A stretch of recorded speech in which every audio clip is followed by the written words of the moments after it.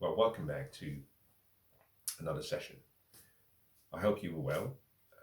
This is the second in a series that I started in the session that I began yesterday, which I themed The Burden of Performance in Men. I was inviting you as a man to embrace the possibility of success in your life, to take on that cross, to take on that responsibility and duty, to take on that obligation to make yourself the best that you can be. As I concluded the first introduction session, I made reference to the fact that there is a price that you will have to pay for success. The price has to be paid in full. The price will be paid and must be paid in advance. In other words, you're sacrificing something, and I hope that you're sacrificing something of a lower nature to gain something of a higher nature. In each and every one of us, we have the potential for success. What we're given and what we are afforded is an adventure to take that potential and make it a reality. I hope today's session is perhaps useful. I will be drawing from my lived experience. I will be sharing formulas and tenets and recommendations and strategies for success. You don't have to apply all of them, but I do think that if you applied all of them, you will meet the success unexpected in uncommon hours. Most importantly, I think that you would avoid a lot of errors, both errors of omission and both errors of commission. Now let me start by sharing something with you.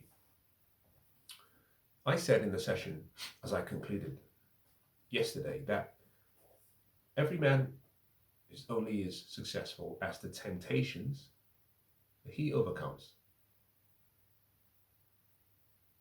I also made reference to the fact that as a man, that you will be tested across several areas of your life. Let me speak about three.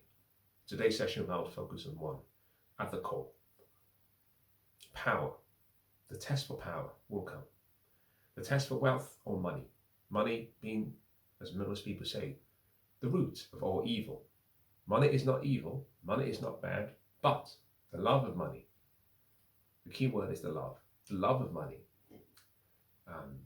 And finally, the third, the test for your loins or sex, that sexual desire that we all have. Let me segue before I start today's session. For those of you perhaps who are involved in the field of investing or finance, most people understand the whole concept of active investing or passive investing. Active investing is where you're bringing the time, the intellect, the discipline, the attitude, the focus to the game of investing, and you're making decisions actively. In other words, you're a professional investor. Passive is where you delegate the investments to others, either whether that be through an ETF or whether that be through other money managers, people to choose and make decisions on your behalf. In any case, let's look at the active side, because your life is an active choice.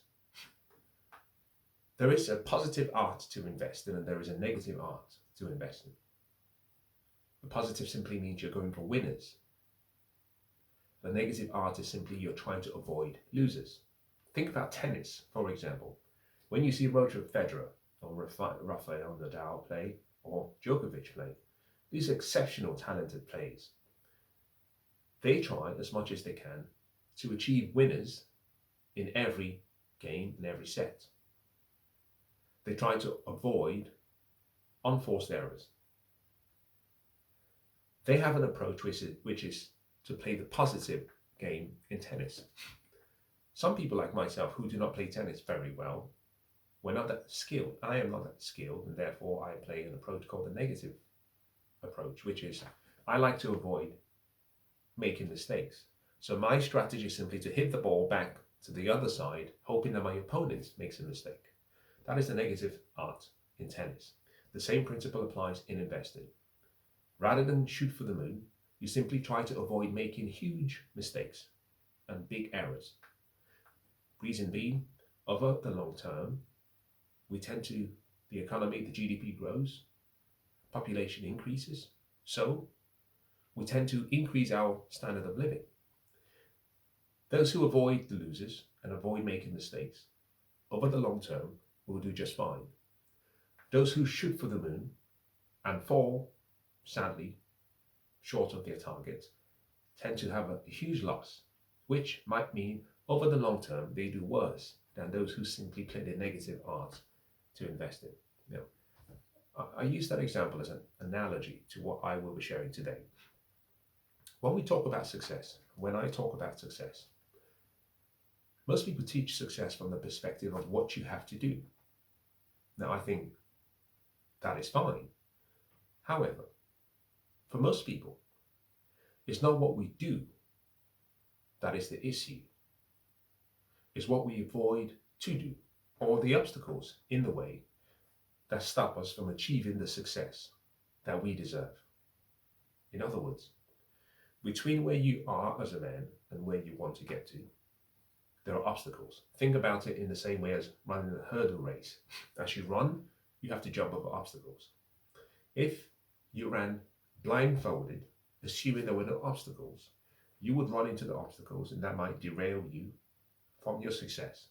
Whereas, if you simply ran intelligently, not trying to run as fast as possible and therefore stumbling, but running at a pace sufficient for you to be able to scale over the hurdles, you will get to the finish line without knocking down any of the hurdles and without any injuries. That is what I will be talking about in today's session. The negative art towards your success. Let's go back to what I started with, the temptations. Power, wealth or money, sex. Every man will go through just tests. It will come in several variations, but the test will come. We start with the latter, primarily because in order to have power, you either have to come from a very wealthy family, and therefore you're bestowed power as a default. Most people, such as myself and you, I'll speak about myself. I haven't come from power. Wealth and money is something you have to earn, except again, you come from money and power, and wealth is given to you. Most people do not come from wealth. So the one temptation that we all have in common as men is our loins. That drive, that urge, that desire to ejaculate, sex. And what I will explain in today's session is how, if you avoid the obstacles, you should not have an issue with being successful. If you do not avoid the obstacles, there's a possibility that the obstacles will bring you down. I have seen over my lifetime great men, intelligent men, wise men, loving, kind, successful men fall to their knees and fail because they did not pass the temptation. Let me use a good example. The movie Troy is a useful reminder of how a woman and a woman's presence can derail an entire nation or a man's focus and cause more drama than was needed. Here we have Paris, played by I think it's Bloom, Orlando Bloom, journey to another country and gets, for some reason, besotted by another man's wife, steals his wife. Well, doesn't steal her per se, but because she comes at a free choice, but he takes another man's wife and brings her back to his place and refuses to give her back. Now, in the sessions I did, the previous series, I talked about beta males. Orlando Bloom, in that movie, who he played the character Paris, would have been considered a beta male in every intent and purposes. No character, too feminine, no discipline, no manhood. Even when he takes another man's wife, doesn't have the honor to stand and fight, draws down an entire nation because he could not control the temptation of the lust of a woman. You go through biblical history, you go through religious scriptures, you go through general history, you find that at the core, great men are pulled down simply because they cannot control what's, drawing them towards a woman. Women provide great inspirations. The world would not be the same without women. But everything has a purpose. The purpose of a woman should be known. When it is not known, we abuse the presence of a woman. We abuse the person of a woman. And if we don't know the purpose, we do stupid things. And what should be a blessing ends up being a curse because we have no control of our emotions. Now, most men, some of the people I have met that I know, would have been more successful had they learned what I believe will be helpful and what I intend to share in the sessions, in today's session, but also in the sessions to follow. Let me start by perhaps giving you some tenets. I think this would help. They might appear rigid. I have applied these and it works. I'm not sharing things that are theory. I'm sharing things that I have lived, decisions I have made, errors that I have made, and successes that I have had. Think about your life as a man as being this masterpiece that is yours to paint. And you have all the colors and the palettes, but somehow there's something stopping you, or that could stop you, from presenting this great masterpiece. But at the end of the masterpiece, if you paint it completely, all of the things that you want will be given as additional gifts if you can complete the art. The focus, therefore, is can you stay focused like an artist, and complete the masterpiece? And then you will have everything else. Many years ago, we came within the area of anthropology, psychology, sociology, even behavioral scientists have come to the conclusion that the single most important quality for success is delayed gratification. Now, as a man, if you do not have delayed gratification, you cannot be successful over the long term, and you cannot remain successful over the long term. It's really that simple. But you will find that the tenets that I'm about to share, inside each of every one of them has the word delayed gratification. Here it goes. Think about 3 groups. Now, I don't know where you might be, how old you might be, but I'll separate the groups so you can understand who I have in mind when I'm sharing these ideas. From 0 to 18, from 0 to 17, from 18 to 35, 35 and above. So you decide which of the groups, A, B, C, you fall under. The first 2 groups are my main focus. And you understand why as I share this and as I move forward. The final group, the third group, if you are 35 and above, or 36 and above, you're functionally, in my opinion, an adult. You can make your decisions yourself. Some of the ideas may still work, but I'm focused on the younger ones because I think that's where there's an opportunity to salvage and reduce the mistakes, both errors of omission and errors of commission.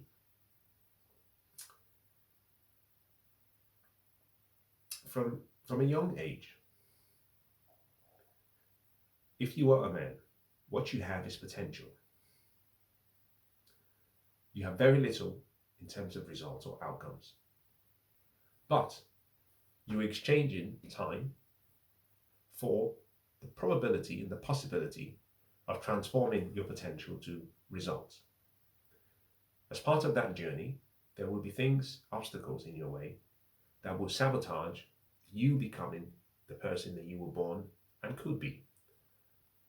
So, the process of delayed gratification simply means that you sacrifice who you are today for who you should be and who you want to become in the future. Difficult choice, especially the younger you are. But if you have a formula that you can follow, and if you stick to the formula, there's a high likelihood that, all things remaining equal, you will do better than you should have had you gone on the basis of just trial and error. The biggest mistake most people teach young people is to think that you know everything, even at a young age. Two qualities I tend to see in younger men: ignorance and arrogance, a deadly cocktail when mixed together. Until about 35, in my opinion, you haven't actually started living. You haven't learned from a male's perspective. So I tend to be slightly more harsh at men who are younger. As you start your journey of success, here are some key considerations to keep in mind. The one thing I know that can sabotage your entire success is a woman. Even a woman that you love, or a woman that you are in love with. The one thing I know that can sabotage your success is a woman that you may not love, but a woman who you've had sexual relationships with, and the risks that come with sexual relations. Now, the one thing I will not do is tell you about how to abstain from sex, despite the risks it has, the younger you are. I would say as follows. Number one, your focus between age 18, in my opinion, and 35. Let me speak to that group first. Your focus should simply be success. It should be your purpose. It should be your vision. It should be your dreams and goals. 95% of your time should be focused on how you achieve that goal. 5% or less can be dedicated to romance and relationships with women. Most young boys, especially those who are below 18, have this backwards. The way we record and we test for success among boys is 3 S's: success, sex, and sports. Success referring to academic success. If you stay focused on your career or rather on your education, you will do well. And that sets you with the right foundation for a profession and career success, or even financial wealth. Sports is another place where we find a record-keeping process for young boys. The ability to get involved in sports and thrive, learn how to collaborate, compete, cooperate with other men, and do well. So you build frame as part of the process. The final is sex. Every man wants to find a woman who desires him and who he desires. To be successful as a young boy, you have to delay the third, which is sex, and accentuate the first 2, but particularly academic success. For men, we rank ourselves and we judge ourselves very differently. I've gone through a 10 series session in which I talk about how to assess a man's value. And I go through all of them: your economic intrinsic value, your sexual marketplace value, your non-sexual marketplace value, your reproductive fertility value, your gentleman's value, your character value, manhood value, husband's value. And all of that plus more, aggregated, will provide you with a value overall. If you are a young boy, whilst there might be a way of assessing the 3 S's, your focus should be delayed gratification and start to look towards manhood, because that's where you will spend most of your time. You will spend more time as a man than you will as a boy. So do not focus on remaining and being successful as a boy. Instead, focus on being successful as a man. Now, here are the tenets. To qualify this, I know some people may not apply the same approach, but let me start from 18, because you're chronologically an adult. The reason I say and I use 18 is, whilst you might be 16 and 17, and whilst I might be passionate about helping you, I am not your father. There should be a chain of authority in your house, in your family, in your community. I wouldn't be the right person to take that position and go against whatever your parents may have taught you or might be teaching you. From 18, you're functionally and chronologically an adult. You can choose now.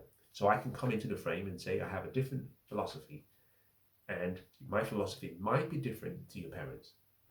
It's up to you to choose. Generally speaking, it is my hope that you are going to college and you're going to pursue an advanced position in your education system. 18 to 22, 5 years, you're focused completely on your education and college, and you should be trying as much as you can to be the best you can be. I mean, the exceptional best, breaking records, but 18 to 22, 5 years.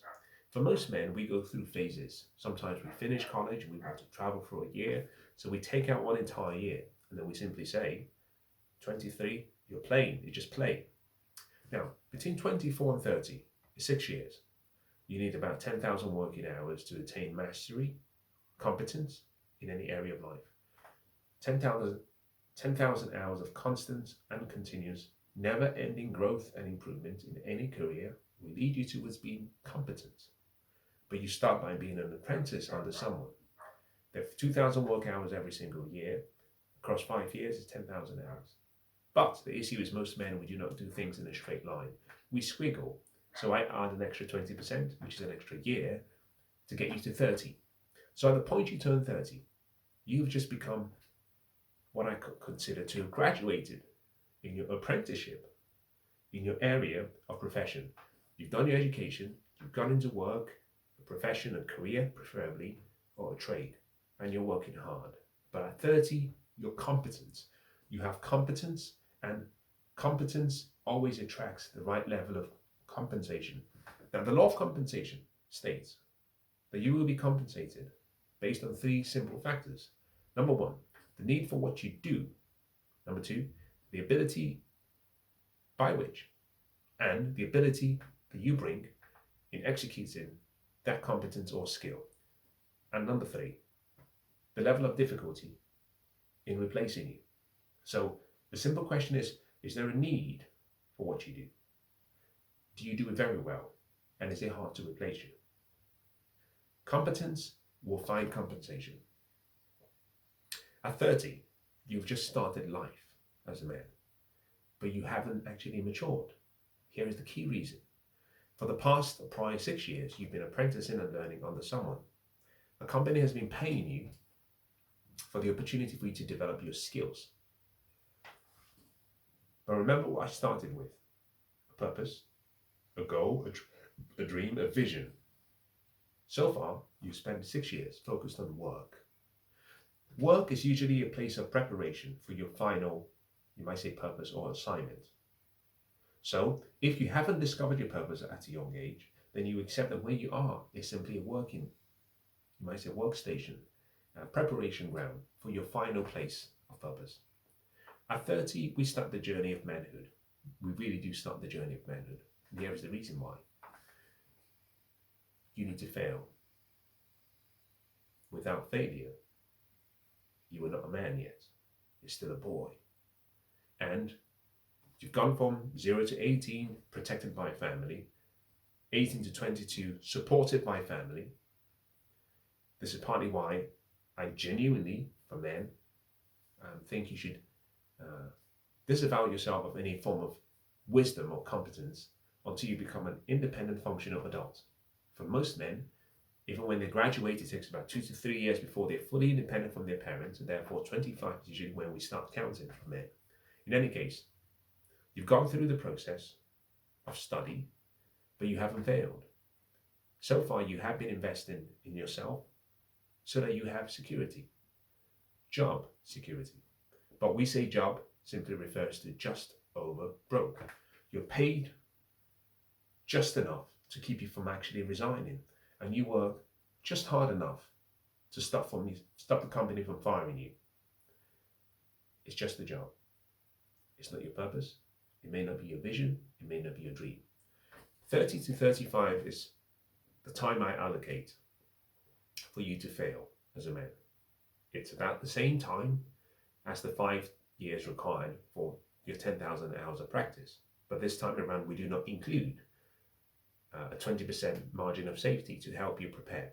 We just simply say, since you're failing, you have 5 years. Now, here is the key part of everything I've shared so far. That is where your temptations come into the picture. That is where you start to go beyond your comfort zone. That is where you start to jump and hope that your wings grow on the way down. You have to fail. Because failure, you see, when we succeed, we party. When we fail, we ponder. And the key part of a man in developing a frame and your shoulders is the ability to know what your tolerances are. Security minimizes the ability for you to develop your shoulders. Failure provides the opportunity for you to recognize that you're not as good as you thought you were. So 5 years to fail. 35 is the year and the age that it all begins. I think for men who are 35 and over, I think it would make sense. For men who are 35 and younger, it will not make sense. But I will tell you this. It was until I turned 35 that I realized how little I knew about life. And when I realized that I was just starting the journey of manhood. So here are the tenets. Number one, do not get married until age 35. 30 should be the minimum. From 30 you can start considering it, but I advise against that for various reasons. Marriage and the responsibility of being a husband or a father requires the right frame as a man. It requires a strong manhood value and a husband value. So do not get married until age 35. To have allowed you time to fail, start a business, pursue rabbits in the wilderness, chase your dreams and purpose. Do something before the burden of responsibility of a family comes. Because when it comes, you will give up all of your dreams for the sake of a family. Most people who have not actually found their purpose and who start a family, either by choice or by mistake, always live to regret such a decision, despite the love they have for the child. So do not get married until age 35. Number two, do not start a family. Do not get anyone pregnant out of wedlock, and certainly not until past 35. I should stress this very, very, very strongly. Most young men throw away, or I should use the better reference, burn on the altar of ejaculation their entire lives. A moment of passion and pleasure, sometimes less than a minute, sometimes less than 2 minutes, sometimes less than an hour, burns your entire future and purpose. Why? You have sex with the wrong person or with the right person, she gets pregnant, and then you have to assume responsibility. But you're still a child, and you haven't failed, and you haven't succeeded, and therefore all of your potential is cast aside because you assume the responsibility of earning a living to support the child. Number 3 or number 4, do not move in with a woman until age 35. Number 5, do not be in a mono relationship until age 35. The reason for this is because relationships have a way of subtly influencing you into changing and giving up your dreams. Do not live with a woman, move in with a woman, start a family, get married until age 35. I did a session many months ago, sometime last year or so, in which I said you have to learn how to be indifferent towards sex. Very powerful thing. Perhaps you might want to go back and look for that series, 2-part series, and watch it. The power of indifference towards sex is incredible. Because if you can control the urge for sex and you can master sex, it would be the same as overcoming the temptations of sex. And therefore, success should be within reach because you're not taking all that creative energy and channeling it towards what's between a woman's legs. History is filled with men, great men. We can start from the likes of David. We can talk about what Delilah did to Samson, David and Bathsheba. We talk about Solomon and all his many wives and concubines. Women can be a force for good, but they can also be a force for destruction. When you're still a boy and when you haven't overcome the temptations of your loins. If you haven't mastered or haven't attained self-mastery, you will fail, because a moment of pleasure will be exchanged for your entire purpose and your entire dream. So keep those in mind. A few tenets just to help you. So this applies whether you're below 18, above 18, and even below 35. Recognize that those early years of your life should simply be focused on sowing the seeds of success. 95% of your time invested in your purpose, your dream, your goal. 5% could be in relationships. Now, the reason I gave you the number of 30 and 35 is a simple one. We don't choose our purpose, we discover it. And sometimes what it requires is you going through the process of learning and apprenticing on the someone to discover what you like, what you dislike. Love can be a clue. Emotions are a clue to what your purpose could be. Something you have a passion for, whether that passion be positive emotion or negative emotion, a problem you're supposed to solve, a problem you're supposed to try and resolve for other people. Or it could be a passion, which is something you enjoy doing. The reason we went through all of this is simply so you can understand how, by mentally preparing yourself not to be intimate with a woman on a mono relationship, where you're living with a woman or dating someone full-time and from a young age, by minimizing all those risks, you also maximize the possibility that you will be successful and that you will stick to your purpose, your dreams, and your goals. Now, here's the key part of the whole process. I noted that one of the ways to assess your value as a man is your economic intrinsic value, primarily wealth, the ability to create resources. I'm going to share a few more tenets. I have found from my research and my observations and my interaction with young men that young men from about 15 and 16 these days are spending about £50 per week on dates. Unbelievable. Most of these men do not work, so obviously they're borrowing mom and dad's resources to fund dates simply because they're trying to pay their way into and find their way into women's hearts or girls' hearts. I'm going to talk about money now because I think it's important. £50 per week. There are 40 weeks in a year. If we exclude, say, 2 to 3 weeks for holidays, 40 weeks. That means if you're spending roughly £50 per week, and let's assume not using 54 weeks, not using 52 weeks, but just using 50 weeks, that's £2,000 every year. Spending £2,000 every year. If you did that from age 15 until you were 35, or from 16 until you were 35, let's say give or take, for 25 years, you were spending £2,000 every single year. Across 25 years, that's £50,000. Assuming you were spending £50 on dates every single week, which is not too unusual if you account for, gifts, travel, parties, dates, drinks, etc.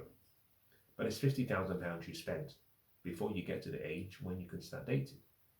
However, if you took that £50 per week and invested that £50 in a low-cost index fund, like the S&P 500, or say the FTSE 100, the FTSE 250, or any low-cost index fund in any country or jurisdiction, you will find, let me use the S&P 500, assuming a 10% return annually, that £50 every single week, or £200 per month, over the same period.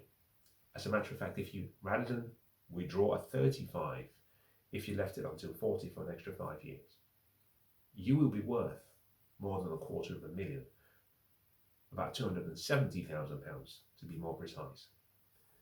Here is the key thing. £50,000 spent. Had you saved it, you would have £50,000. by investing it carefully, you're worth more than 5x, 500%. So you've increased your net worth by £250,000 simply by saying, no, my potential is there, but I'm not going to buy your affection as a woman by buying things for you or by taking you on dates. I'm going to invest the money in myself. Now, most women will find this to be unfair. Why? Because women leverage their beauty. And the younger you are as a man, the less of the balance of power you have in the sexual marketplace. You have nothing to exchange. But my recommendation to you is stand your ground. You shouldn't be spending more than £30 on dates. And you shouldn't be going on more than 2 dates in a month, max. As a matter of fact, I don't see why you shouldn't go Dutch. Your company is just as valuable as hers. She pays for herself, you can pay for yourself. But minimize all those dates. Invest the money. Spending and investing is what separates the wealthy from the poor. Keep that money. Now, here is the key part of why I've shared all of that relating to spending money. From my experience, if you came to me and sat me down and said, can you please sit down and tell me all of the women you went on dates with from 16 up until age 35, how many of those relationships and how many of those women are you still in good terms with? How many of those relationships materialize to something or blossom to something long-standing, an emotionally profound, significant relationship? The answer is 0.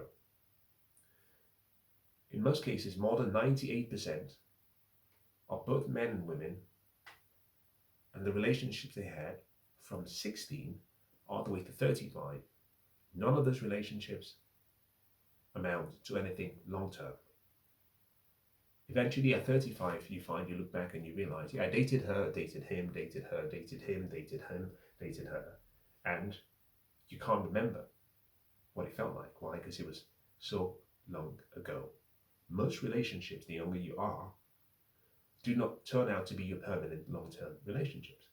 They do not turn out to be your wives or significant other. Now, if you accept what I shared, which is to wait until 35, there's no way you would know at 18 that she will be your wife, because the decision should be made at 35, not 18. The point of all of that is to simply say, you're pouring down money down the drain. You're investing money in a relationship for which the relationship will amount to nothing. And all the women, the relationships would amount to nothing. Now, if you have to pay for sex, you may as well get a prostitute.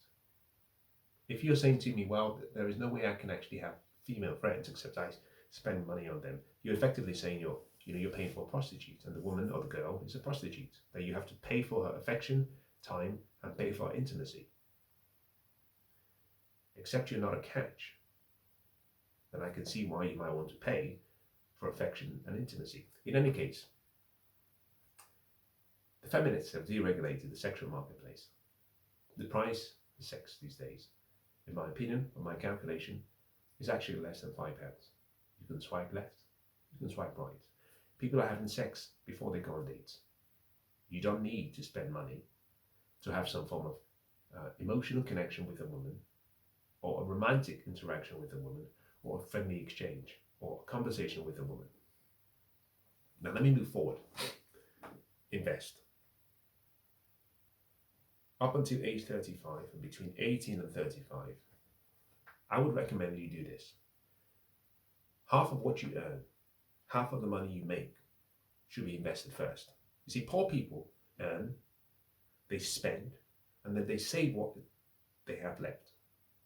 Usually, nothing is left after we've spent and met all of our needs. Wealthy people, they earn, they invest first, they spend, and whatever they have left, they save. Many years ago, there was a book written called The Richest Man in Babylon.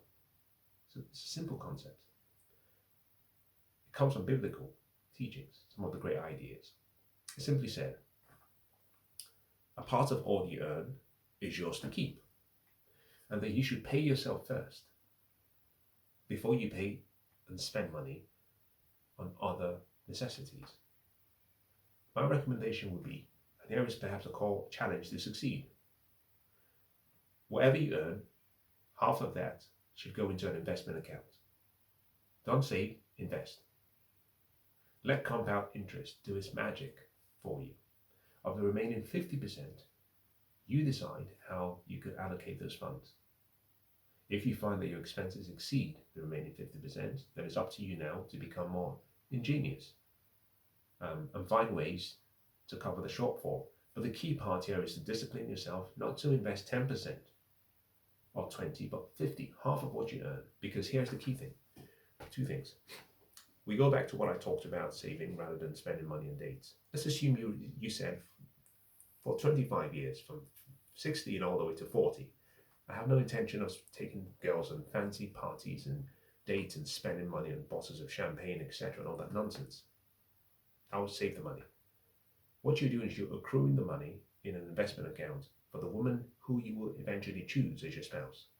At the point where you meet her, say 35, you have more than £269,000, £267,000, but let's call it £270,000 based on your investment, sitting in an account. Now she gets the benefit from all of your hard work and labour, as opposed to a woman you meet at 35 who's coming into your life, for whom you're taking responsibility for.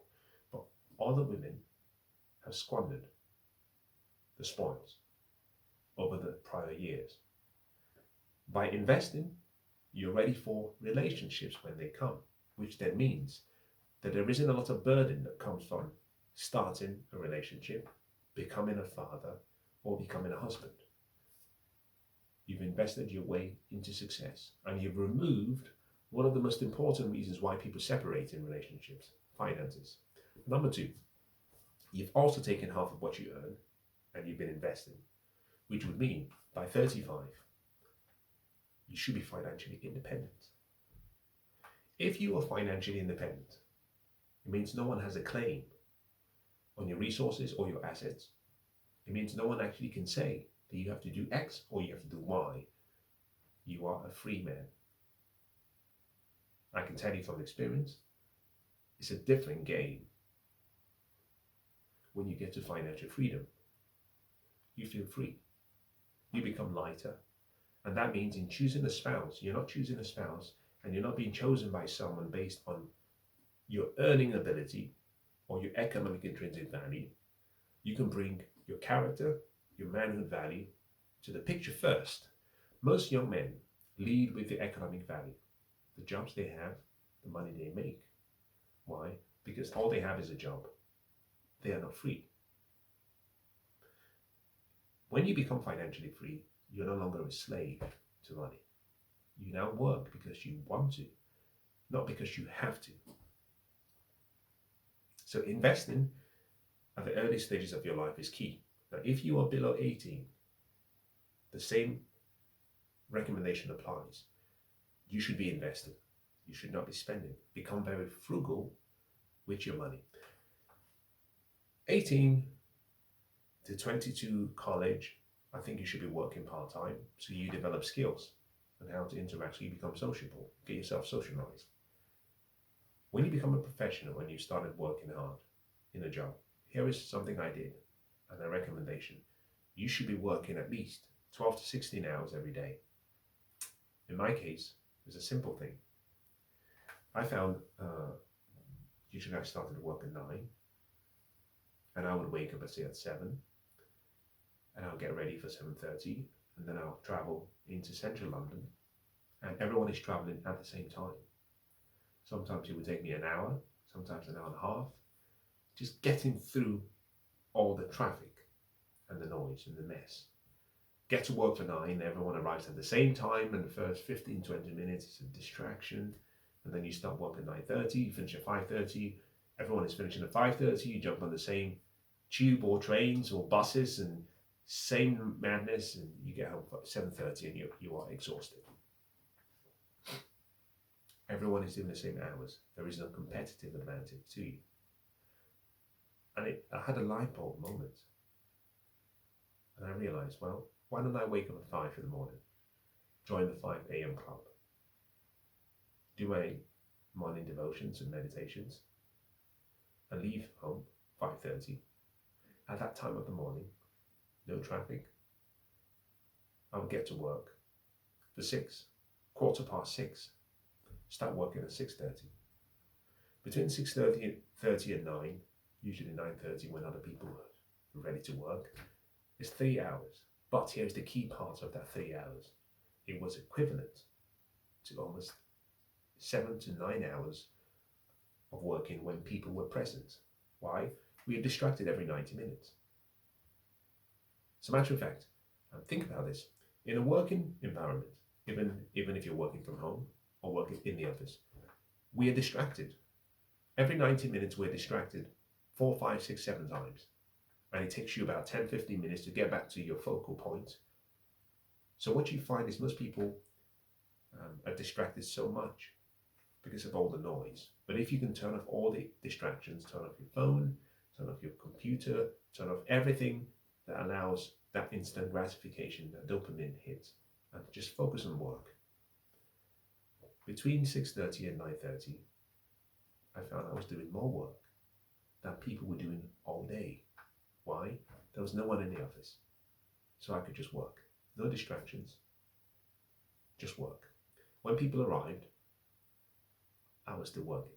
So I would work from 6:30, but rather than leave at 5:30, I would stay in the office sometimes until 7:30. Here's the important reason. I finished from the office at 7:30, sometimes 6:30. I've done from 6:30 to 6:30, 12 hours, give or take 13 hours if I go to 7:30. Rather than go home, remember, between 5:30 and 7:30 is rush hour. Everyone is trying to get home at the same time. I would finish at 7:30 and go straight to the gym. And I'll stay in the gym until 9 o'clock. And then I'll go home, get home for 9:30. Why? At that time of the night, there is no traffic. So I've got my exercise and I've worked twice as hard as most people. When I get home, sleep. Now this simply meant that the formula of 95% of your time on work was easy. I didn't have time to socialize and chase women around. Socializing was left for the weekends. Saturdays or Sundays. Saturdays mainly with my boys. In between Saturday and Sunday, some romance. But I only had 5% of my time for romance, and I was too busy and therefore unavailable. Now here's what's interesting. The gift of insecurity. That you're always too busy to be running around town with a woman because you're focused on your dream and your purpose. So here's the key part of what I shared so far. You should be doing about at least 12 to 16 hours every day. Hard work. The reason this is important, it compounds. You find actually that if you work an extra hour every day, at the end of the week, it's 5 extra hours. It's equivalent to a working day. So you're working 6 days rather than 5, which most people do. But if you do an extra 2 to 3 hours more or 4 hours more, you're like doing 2 people's jobs, which means you're rewarded much more. You're more distinguished in the office. You stand out. You become the person who people go to get things done. So you're promoted faster and more frequently. You're compensated much more and more frequently. And you're investing in your future, potential, purpose, dreams and goals, and financial success. Next, networking. Take some of all that money you make and invest in a coach, a mentor, or associations. You need to be around good men. Men that can sharpen you, guide you, and even straighten you out. Men who are successful, who do not care much about how you feel, and who can tell you the truth.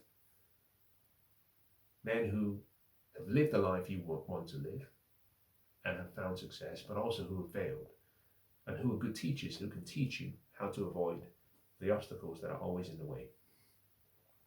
You have to invest in your personal development. The passion for learning and growing and learning and growing and learning and growing has to be insatiable. I think it's almost a moral duty, to be a continuous learner, to have a passion for learning. Now, everything I've shared so far, here's the sad part of what I've been sharing so far, and I've done most of my career as a teacher. I cannot teach you desire. I can give you the tools, I can give you the principles, but if you do not have the desire, I can't help you. And you can't help yourself. Desire has to come from within. Personal development and the journey towards personal development and learning ignites that thirst in you. Why? Because you're learning and interacting with people, and sometimes what you need is another person or another person's lived life or the history of another person's life to tell you that you're not different and to remind you that they are not better than you or you are not worse than them. And if you do that, what you find is the journey of personal development causes you to focus on success, but most importantly, mastery and fulfillment. Now, I'm going to stop today's session here because I think I've shared so much. Keep this in mind. The core part of everything I've shared is how you should take women, sex, the need for ejaculation, and recognize that it is a temptation. It can bring you down. You have to master it. You have to overcome that urge. I will never say to you not to have sex as a man. Most of you are having sex at 12.